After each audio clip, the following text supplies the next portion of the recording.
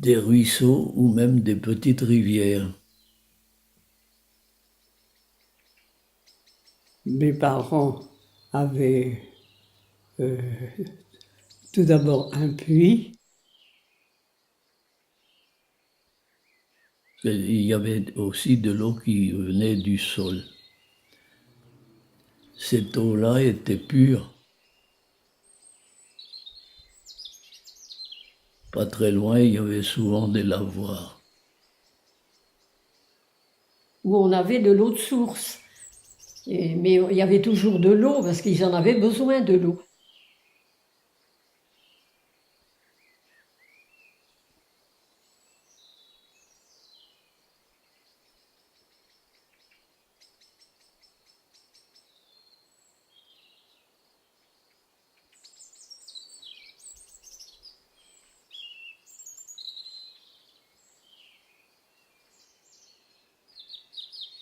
Quand on était dans le jardin, on entendait le petit ruisseau qui se trouvait à côté.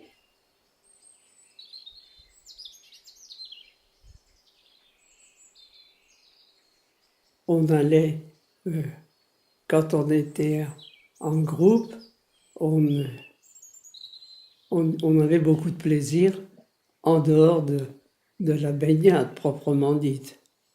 C'est même là où on a presque eu plus de plaisir.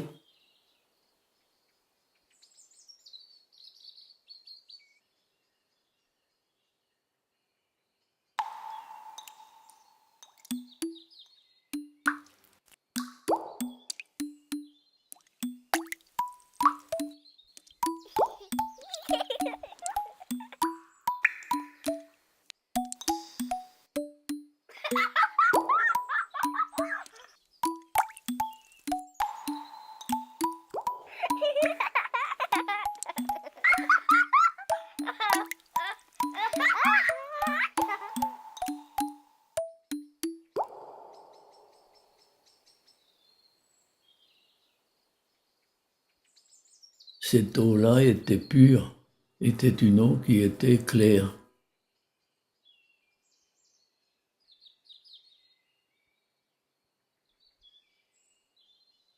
Une eau bien limpide et sans goût.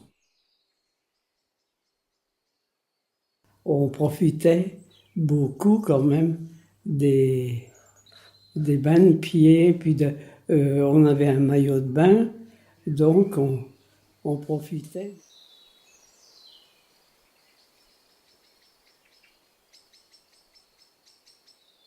Au point de vue température, c'était un peu frais. Elle avait la fraîcheur de l'eau qui vient du sol, quoi. Et il y avait le clapotis du seau dans l'eau.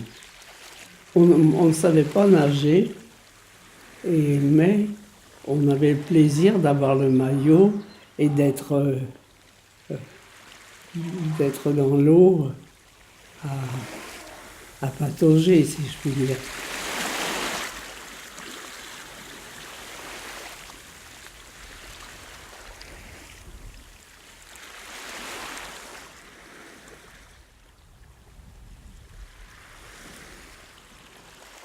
C'était la maman qui s'occupait de l'eau du seau pour faire la vaisselle, enfin, tout ce qu'elle avait besoin comme eau, même pour boire.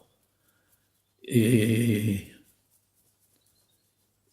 il y avait également, il servait également à donner à boire à la vache et au, au cochon.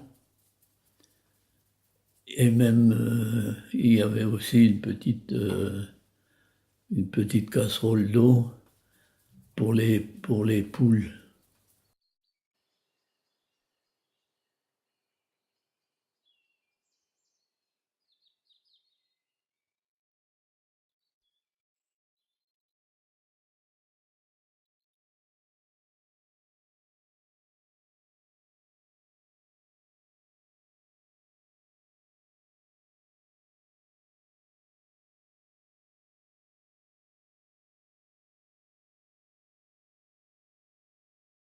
elle chauffait de l'eau dans un grand récipient qu'on appelait, c'était avec le feu de bois hein, qui chauffait. Et elle faisait la toilette de ses enfants. Elle se servait de cette eau chaude, plus de l'eau froide qu'elle avait à côté, parce que bon, elle leur chauffait dur, quoi, elle n'allait pas les laver à l'eau bouillante. Hein. Non. Mais tout le monde y pensait. Hein. Hein, et seulement, c'était un grand récipient. Il servait à quoi, ce récipient-là? Et c'était chauffé donc au feu de bois. Et là, alors tous les samedis, il fallait faire la toilette en grand. Hein.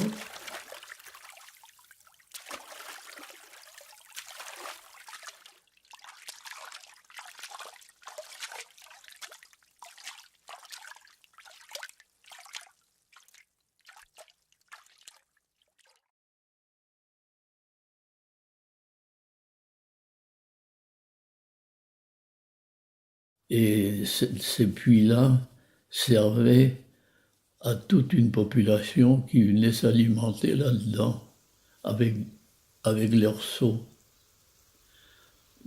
Et c'était tellement fréquenté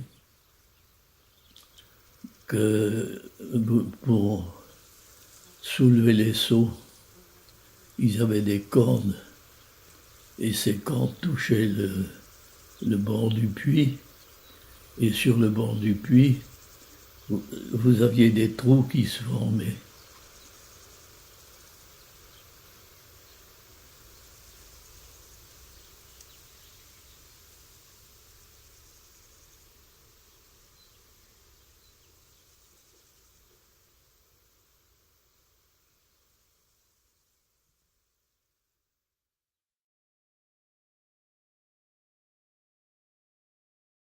On avait possibilité on emmenait une grande serviette pour se sécher et puis on renfilait un autre maillot pour finir l'après-midi.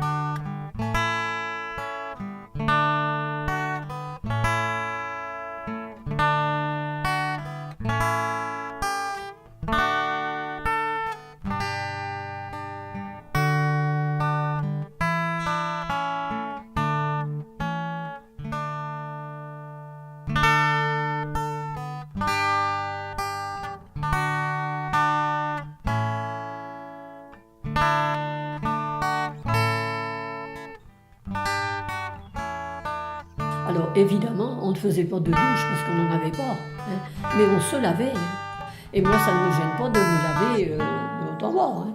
Ah non, au contraire. Hein. Mais on peut toujours trouver le moyen de se laver, même si on n'a pas de douche. Hein. Et si on n'a pas de salle de bain, par la même occasion.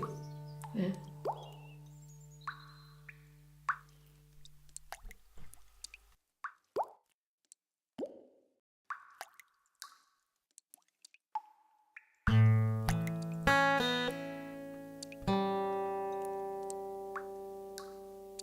Alors c'est le dos, mais comment quand on prend la douche, alors je dis surtout vous me savonnez bien le dos, hein, parce que je dis il en a pas. J'arrive encore, hein, parce que avec le gant de toilette, s'il est bien savonné des deux côtés, je vais avec le gant et mes deux mains, et je vais le plus haut possible, et ce que je n'ai pas pu attraper, je l'attrape par là. Hein, j'en fais une partie, vous savez, comme ça. L'autre fois, je sais pas,